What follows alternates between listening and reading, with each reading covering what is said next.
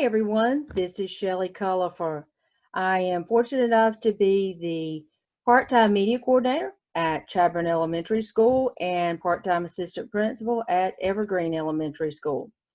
Ladies and gentlemen, today I am coming to you from Keenan Science Library at UNC Chapel Hill, or at least it looks that way anyway. I'm not really at the library, but I am using the virtual background provided by UNC Chapel Hill's Keenan Science Library.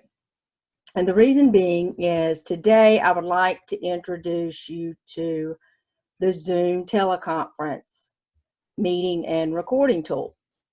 Now, this is not going to be an extensive tutorial today, but just an introduction to let you see how neat this tool really is.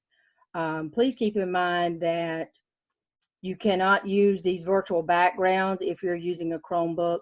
You do have to use a desktop or a laptop that is running the Windows program at this time, so that you can download the client feature with all of the bells and whistles.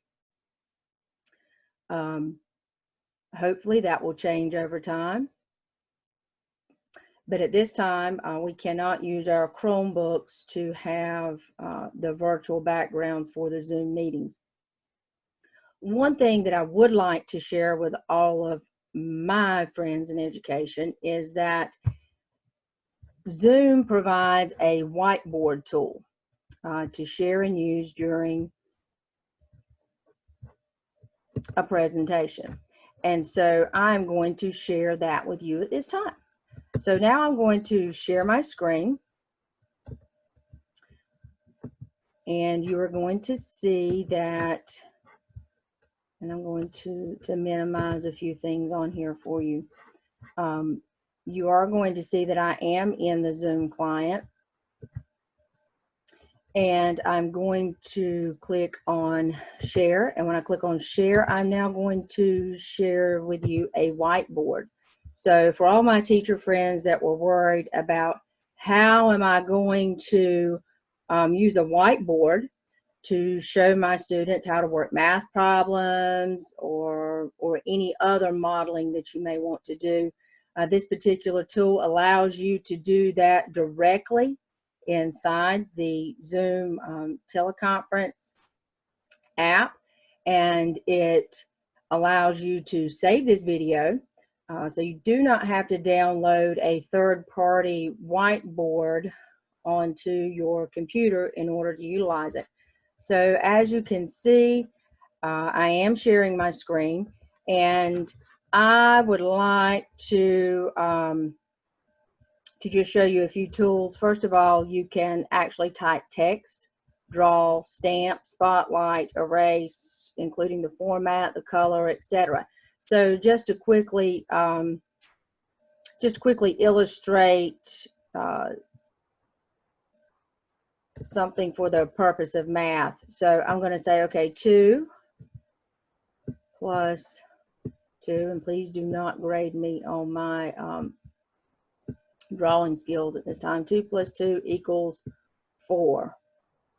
Okay, and so I would share this with my students during our live Zoom meet, and I really like how I've modeled this problem. So I'm going to click save, and it is going to be saved into my Zoom whiteboard, just like it would if you were using a Promethean board whiteboard app or Smartboard whiteboard app. So now I've decided, no, I need to take all this away. So I'm going to erase all of this. And now I would like to I would just like to share how much I love each one of you. And I would like to share what superstars you are. You're doing such a great job. Now I have a question about what someone has stated. I would also now like to add that what do you like most about this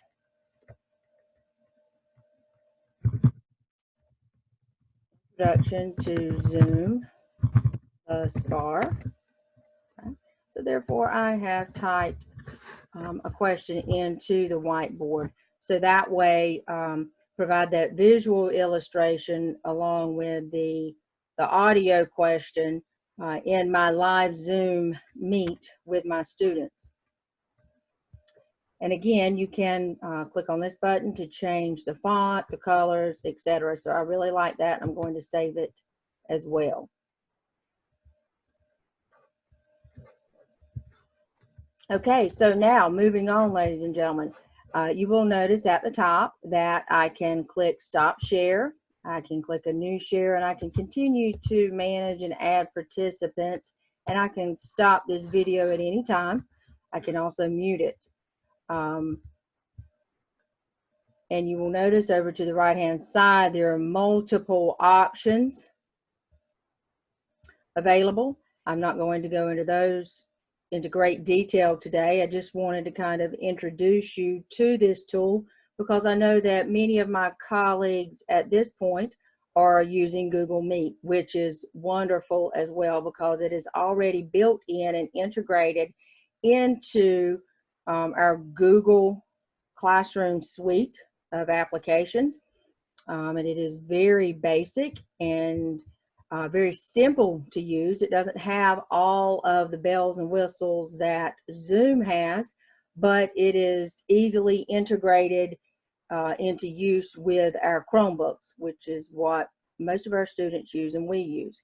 However, if you are a teacher that has a desktop computer at home, or you are using a laptop that has the Windows client on it, you can, the Windows program, you can download the Zoom client onto that laptop. But again, you cannot use this virtual background and have all of these bells and whistles in the Chromebook at this time.